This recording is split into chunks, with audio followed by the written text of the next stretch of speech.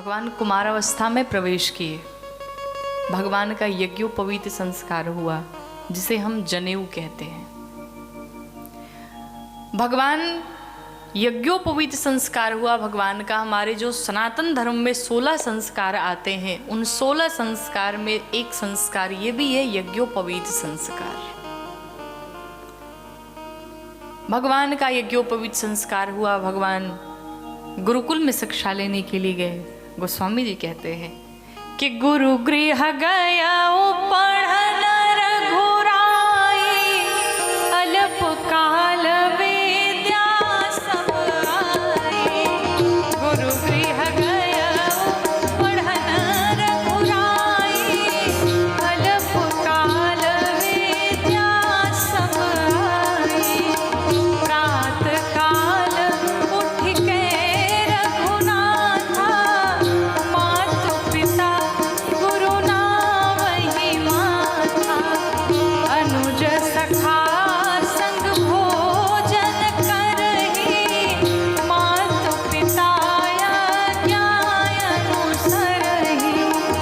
वेद पुराण सुनहि मन लाई, वेद पुराण सुनहि मन लाई। आप कहीं अनुजन समुझाई, आयस मांगी करहि पुर काजा। देख चरित हरसई मन राजा, देख चरित हरसई मन राजा।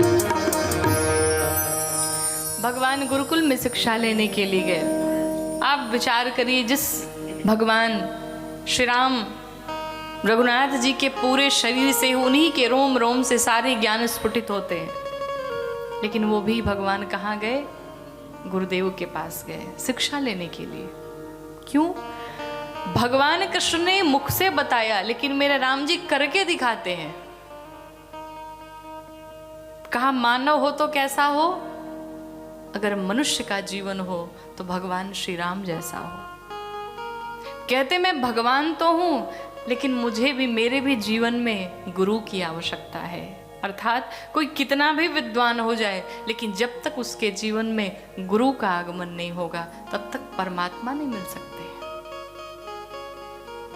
भगवान गए और थोड़े ही समय में सारी विद्याएं प्राप्त करके भगवान वापस श्री धाम अयोध्या जी आए। भगवान के व्यवहार का वर्णन गोस्वामी जी ने किया। भगवान क्या व्यवहार करते हैं? भगवान जब अयोध्या में आए पढ़ के, तो सबसे पहले जब प्रातः काल उठते हैं तो अपने माता पिता को प्रणाम करते हैं, चरण स्पर्श करते हैं। घर में जो भी वशिष्ठ हैं, वरिष्ठ हैं, उन्हें प्रणाम करते हैं। लेकिन ये जो प्रणाम वाली परंपरा है, ये धीरे धीरे लगभग समाप्त हो जा रही है। पहले बच्चे उठते थे, माता पिता सिखाते थे बड़ों को प्रणाम करना है, पांव स्पर्श करने हैं, चरण स्पर्श करने हैं, तो बच्चे चरण स्पर्श करते थे। लेकिन जब समय बहुत मॉडर्न होता चला गया, तो बच्चों ने भी कहा कोई बात नहीं, अब तो मॉडर्न हो गए तो घुटना ही छू के काम चला लेते, ज़्यादा झुकने की आवश्यकता नहीं है। और जब समय और मॉडर्न हुआ तो घुटना भी छूने की आवश्यकता नहीं, दूर से ही राम राम कर लो। कहते हम चाहे जितने भी पढ़े लिखे हो जाएं, जितने भी बड़े बन जाएं, लेकिन हमें हमारी संस्कृति, हमारे संस्कारों का कभी विस्मरण नहीं होना चाहिए। हम जब सुबह उठते हैं तो क्या लिखते हैं लोगों को?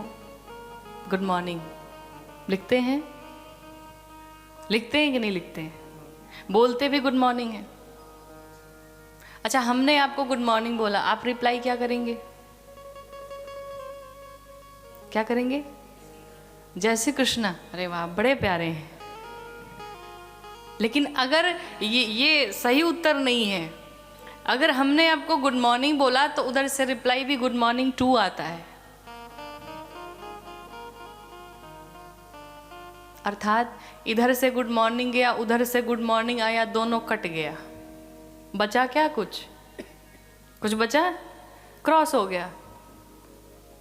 लेकिन अगर इधर से जाता है प्रणाम तो उधर से भी प्रणाम नहीं आता है। क्या आता है? खूब खुश रहिए, खूब पढ़िए, खूब आगे बढ़िए, आशीर्वाद आता है। फल मिला कि नहीं मिला ये नहीं न कटा।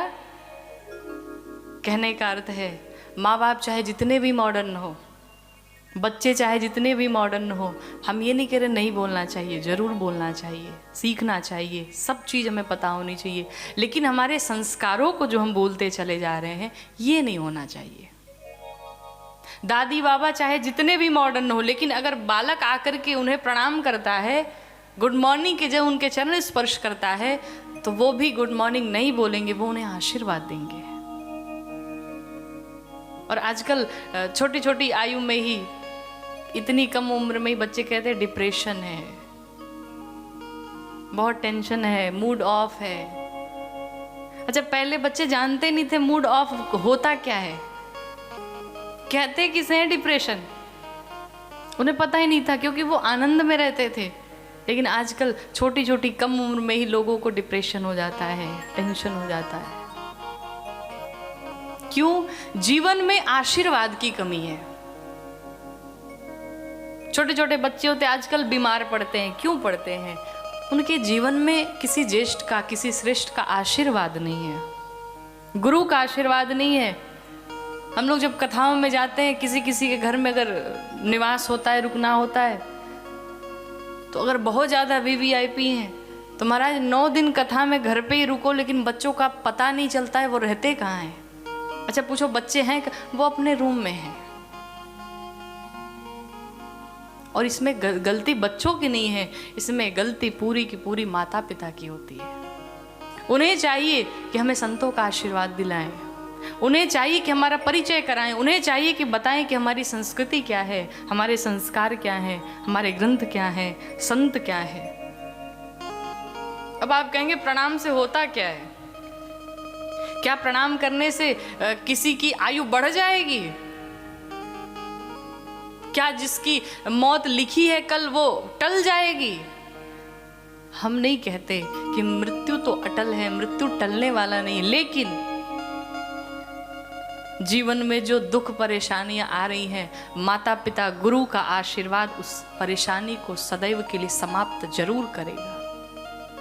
और अगर विश्वास ना हो तो आप शास्त्रों को उठा करके पढ़ सकते हैं। एक ऋषि हुआ करते थे जिनका नाम था मरकंडू ऋषि। उनके पुत्र हुए मार्कंडेय ऋषि। मार्कंडेय जी कैसे प्राप्त हुए?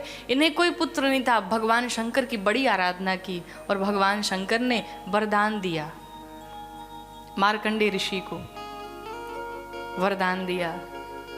लेकिन मार्कंडेय ऋषि की आयु बहुत कम थी, अल्पायु थे। अब एक दिन ऐसा समय आया कि 2 दिन बाद उनकी मृत्यु होने वाली थी। मार्कंडू ऋषि लगे पकड़ के रोने की, एक तो वर्षों बाद आज पुत्र को पाया और वो भी पुत्र अल्पायु है, क्या करूं मैं। पता है क्या किया? घर से बाहर लेके गए और जाके खड़े हो गए रास्ते में। रास्ते में जितने भी संत आए, कहा सबको प्रणाम करो। और मार्कंडेय ऋषि सबको प्रणाम करते जाते, प्रणाम करते जाते। एक दिन ऐसा हुआ कि उसी रास्ते से सप्तर्षि चले आए। जब सप्तर्षियों ने देखा, सप्तर्षियों को भी प्रणाम कर डाला और उनके मुख से निकल पड़ा चिरंजीवी भव। मार्कंडू ऋषि ने कहा, प्रभु आप जिस बच्चे को आशीर्वाद दे रहे हैं चिरंजीवी होने का, 2 दिन बाद उसकी मृत्यु निश्चित है। सप्तर्षियों ने कहा पहले क्यों नहीं बताया? कहा प्रभु अब आशीर्वाद आपने दिया है, या तो आपकी वाणी मिथ्या हो जाए।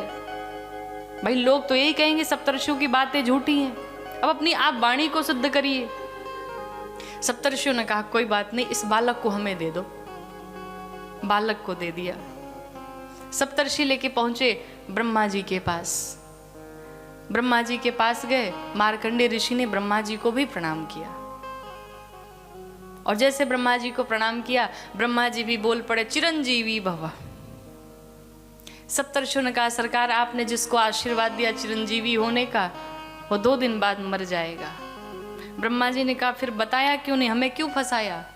कहा हम सब फंसे थे इसलिए आपको भी फंसाया। क्यों? कहा प्रभु अब आने वाले संसार में लोग ये नहीं कहेंगे कि सप्तर्षि झूठ बोलते हैं। अरे जब बाउए जी झूठ बोलेंगे, ब्रह्मा जी झूठ बोल सकते, तो हम लोग क्यों नहीं बोल सकते? ब्रह्मा जी ने कहा अच्छा एक काम करो, इस बालक को हमें दे दो। दिया। भगवान नारायण के पास लेके पहुंचे। मार्कंडेय ऋषि ने उनको भी प्रणाम किया और संयोगवश भगवान नारायण ने भी कह दिया चिरंजीवी भव। ब्रह्मा जी ने कहा प्रभु जय हो आपकी, आपने जिस बालक को चिरंजीवी होने का आशीर्वाद दिया कल प्रातः काल होते मर जाएगा। भगवान विष्णु ने कहा हमें क्यों फंसाया, क्यों नहीं बताया? कहा यहाँ जितनी लाइन लगी है सब फंसे थे, इसलिए आप ही बचे थे, आपको भी फंसाया। भगवान नारायण ने कहा ये तो बड़ा गड़बड़ हो गया, क्या करे?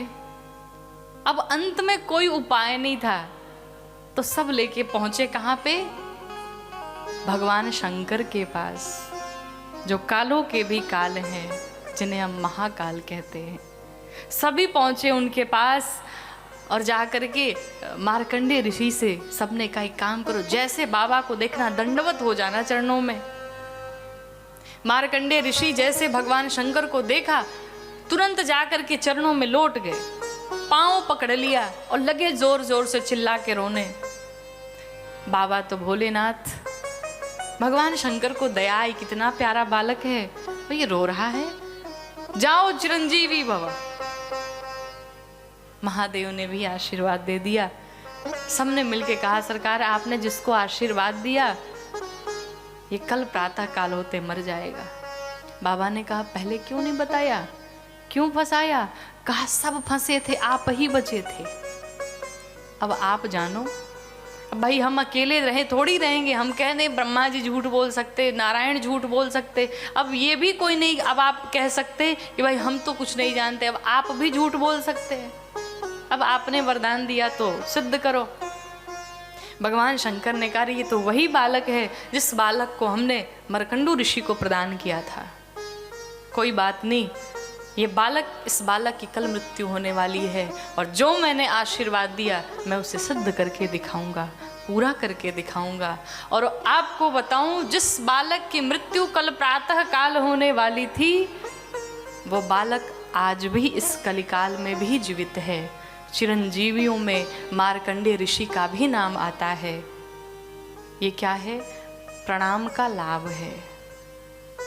इसलिए जीवन में प्रणाम करने की आदत बनाइए। आपका दुश्मन भी हो ना, उसे भी दिन में 10 बार प्रणाम करिए। क्यों? दुश्मन को भी अगर प्रणाम करते हैं तो वो ये थोड़ी कहेगा जाओ मर जाओ, भले गुस्से में कहे लेकिन कहेगा खुश रहो। भले चिढ़ के बोले लेकिन फिर भी बोलेगा खुश रहो। तो प्रणाम का बहुत लाभ है जीवन में। किसी के सामने झुकने से हमारे भीतर का जो अहंकार होता है वो समाप्त होता है।